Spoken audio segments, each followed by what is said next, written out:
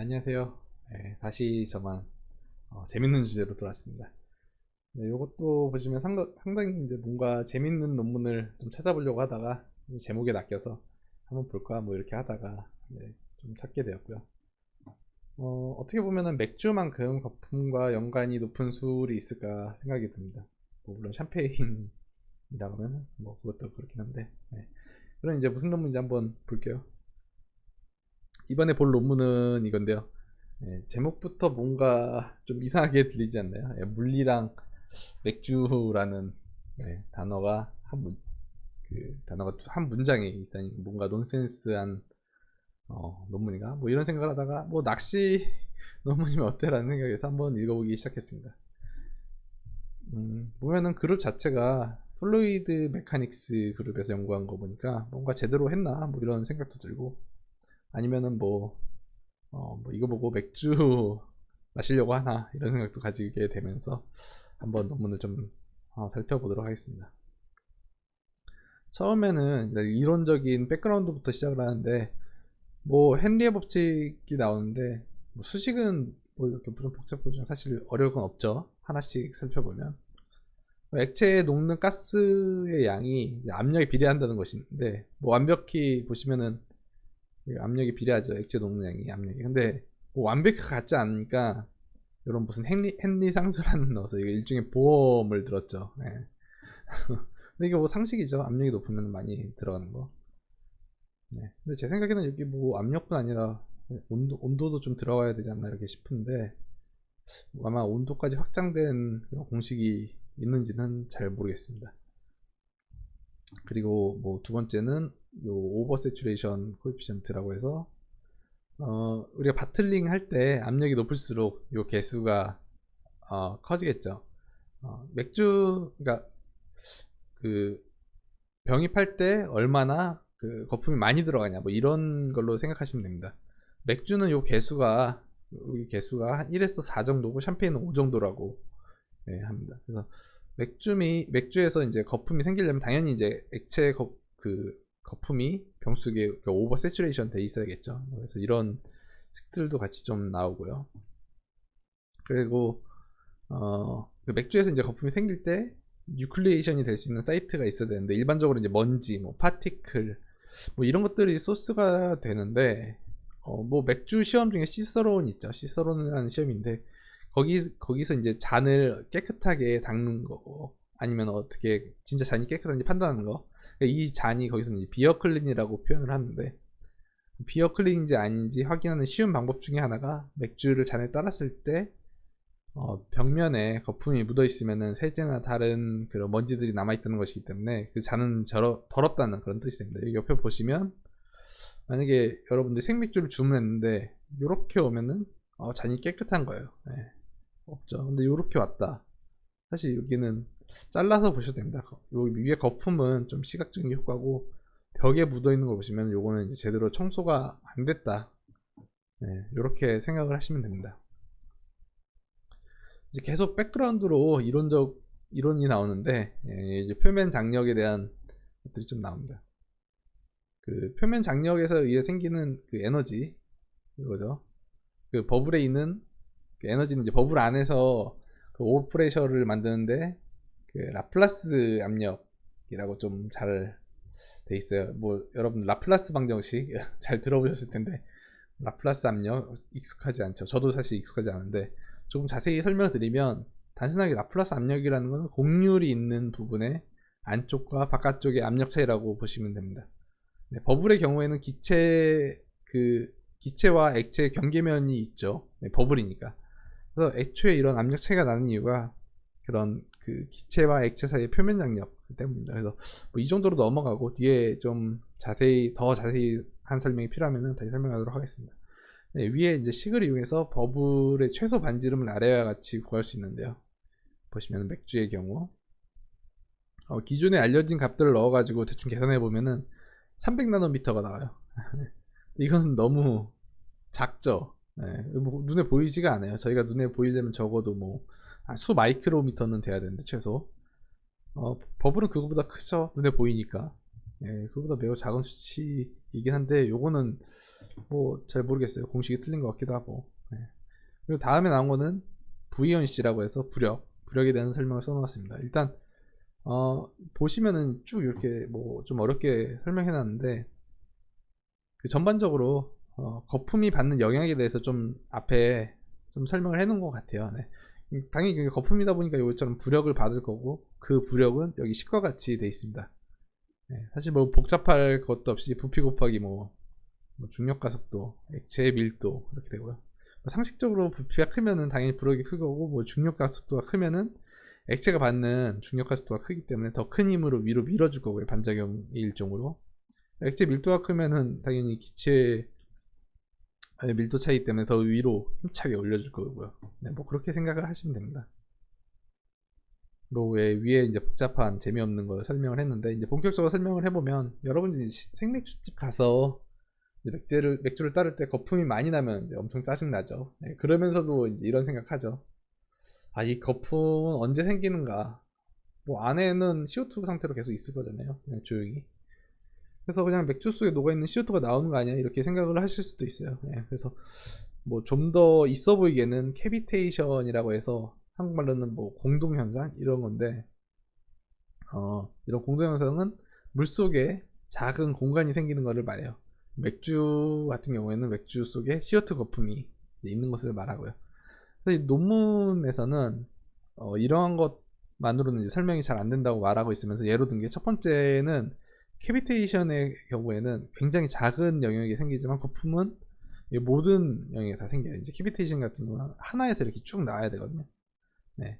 그리고 두 번째는 캐비테이션 같은 경우는 그 마이크로 세컨드의 매우 짧은 시간에 만들어지는데 반해서, 여러분들이 우리가 뭐 맥주 거품 쏟는데까지는 수초 아니면 수십 초 이렇게 걸리죠.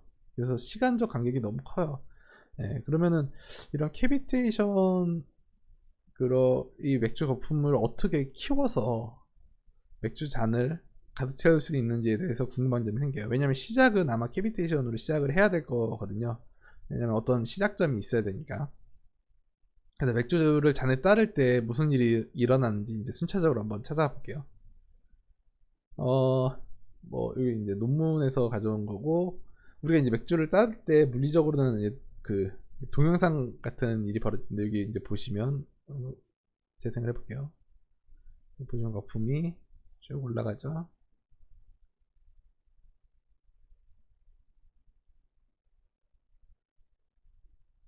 네, 이렇게 보시면 뭐 다들 겪어보셨죠? 근데 이제 신기한 게 뭐냐면, 막 처음에는, 다시 볼게요. 처음에는 치기 전까지는 맥주는 이게 아무렇지도 않아요. 네, 아무 거품이 없어요. 근데 충격에 의해서 처음에 이제 캐비테이션처럼 뭔가 시작을 하게 되고 전체적으로 거품을 만들게 되죠.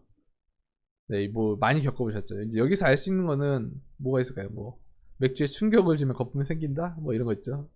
뭐 술집에서 맥주에 젓가락 그렇게 팅팅 치면은 뭐 이렇게 쭉쭉 나오잖아요, 거품이. 예, 뭐 일종의 경험에서 나온 과학이라는 건가요? 예, 그런 생각이 듭니다. 이제 우리가 맥주에 충격을 주면은 그 순간 이 작은 영역에 캐비테이션이 좀 생겨요. 예, 여기서 또 보시면 여기서부터 이제 시작이 되죠. 네, 그럼 이 정도는 거의 마이크로 세컨드 정도의 짧은 시간이거든요. 예, 시간이 보이시죠? 예, 그때 생기고, 그러면 이제 이러한 의문점이 들 수 있죠. 이제 캐비테이션이 처음에 아주 짧은 시간 동안 좁은 공간에 생기는데, 위에도 한번 말씀드린 것처럼 어떻게 거품이 전체를 다 덮냐. 예, 그러면 이제 그 캐비테이션과 맥주 거품이 다 쏟아지는 그 시간 사이에는 무슨 일이 벌어지냐, 뭐 이런 것들을 연구를 했는데, 기존 연구에서는 병 속에 액체가 있을 때 그 병에 든 가속도, 즉 이제 충격을 받으면 액체의 압력이 감소해서, 왜냐면 이제 반작용이 없으니까 그때 캐비테이션이 발생된다고 설명이 돼 있어요. 뭐 정확히 결론난 문제가 아니긴 한데, 어떤 형태인지 간에 이제 진동이 들어오면 캐비테이션이 시작이 되게 됩니다.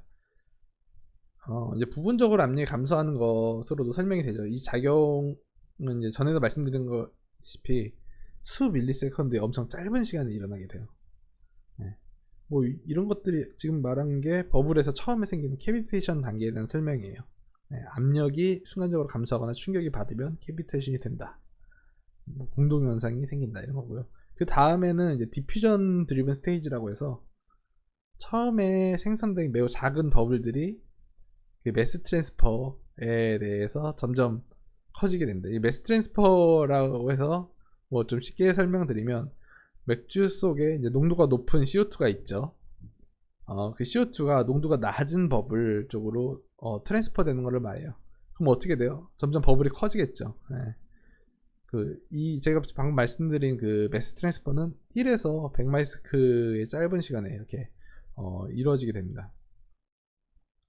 세 번째는 이제 그 VOC 드리븐 스테이지인데요. 100ms 정도가 되면은 이제 부력에 의해서 버블의 속도가 빨라지게 돼요. 이제 올라가죠. 그리고 매스 트랜스퍼는 계속 일어나게 되니까 점점 더 버블은 커지게 되고요. 이제 여기서 중요한 게 이 단계부터는 버블이 새로 생기진 않아요. 이미 충격이 처음에 가해졌기 때문에. 그래서 원래 있던 버블이 커지기만 하면서 진행이 되는 거예요. 그래서 즉 이제 캐비테이션에서 생긴 버블의 숫자가 유지되면서 버블이 크기만 커진다는 것을 의미합니다. 네. 그림에서 보시면은 다시 한번 요약하면 A에서 충격을 주자마자 뭐 바텀부터 시작해서 CO2 기둥이 이렇게 보이죠. 그런 보이는 것을 볼 수 있고요. B에서는 충격에 의해서 버블이 이제 커지는 것을 볼 수 있습니다. C에서는 뭐 1.8 마이크로세크 후에는 CO2의 매스 트랜스퍼가 생기면서 버블이 커지는 단계이고, D에서는 본격적으로 부력에 의해서 생긴 기존에 생긴 거품들이 기둥을 만드는 것을 볼 수 있어요. 뭐 여기 작게 이렇게 표시된 인셋에 표시된 것은 대표적으로 부력에 의해서 생기는 버블이 커지면 이러한 모형을 하게 되는데, 이 모양은 이제 유튜브나 구글링 하시면 쉽게 찾을 수 있어요. 여기에서는 참고자료를 넣지는 않았습니다. 추가적으로 이제 하는 얘기가, 그 얘기 중에 우리가 일반적으로 맥주병을 신나게 흔들고 뭐 따게 되면 거품 많이 나잖아요.